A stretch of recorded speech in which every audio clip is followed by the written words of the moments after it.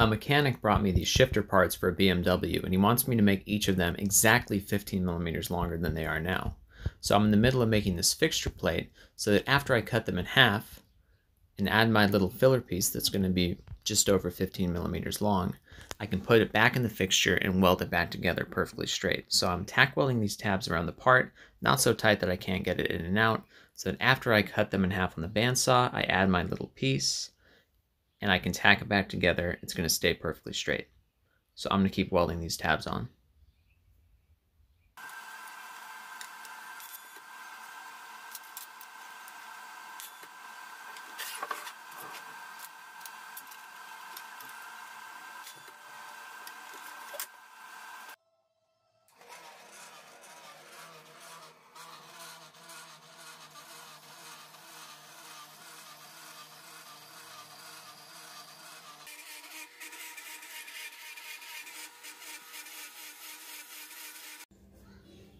So now that I have both of these parts cut in half, I can figure out how to extend them.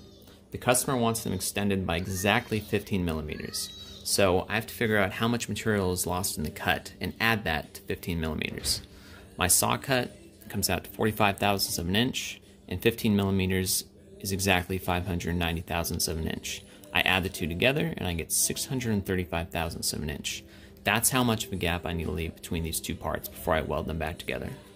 Now I'm working with two different metals here. This shaft is made out of aluminum and this shaft is made out of steel, so it's going to be the easier part to work with. The inside diameter of this tube is 7/16 of an inch. So this is a 7/16 grade 8 bolt that fits almost perfectly inside of here. So I'll leave the threads well out of the way, so I'm only working with the strongest part of the bolt, which is the shaft.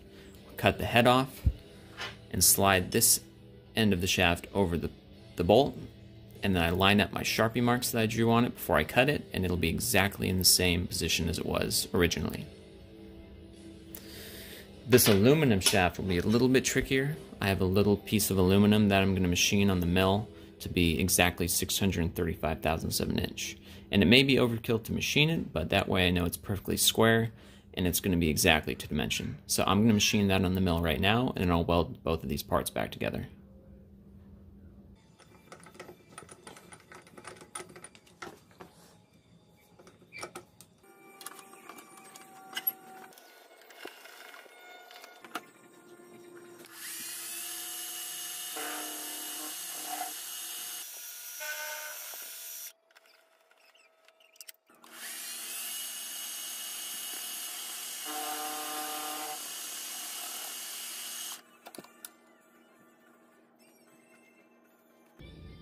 .637, close enough.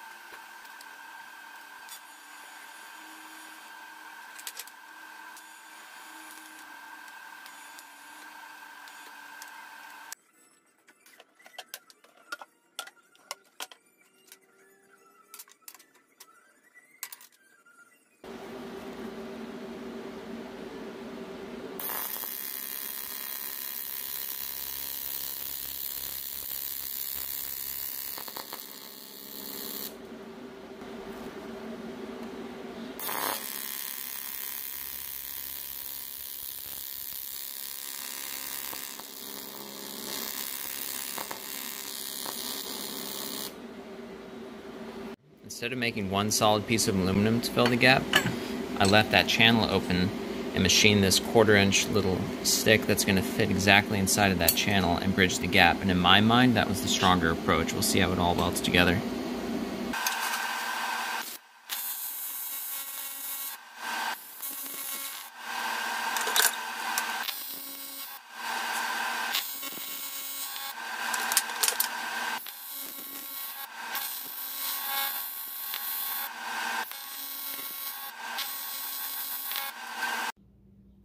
So as you saw, a lot can go into a small welding job like this.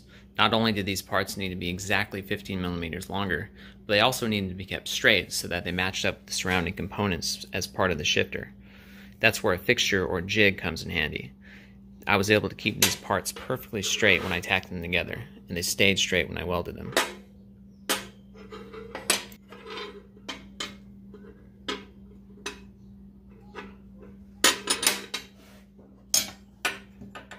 The little tab that I laid in the slot worked out really well. That weld is super strong. You can see it's a BMW part. That's all, folks. Catch you later.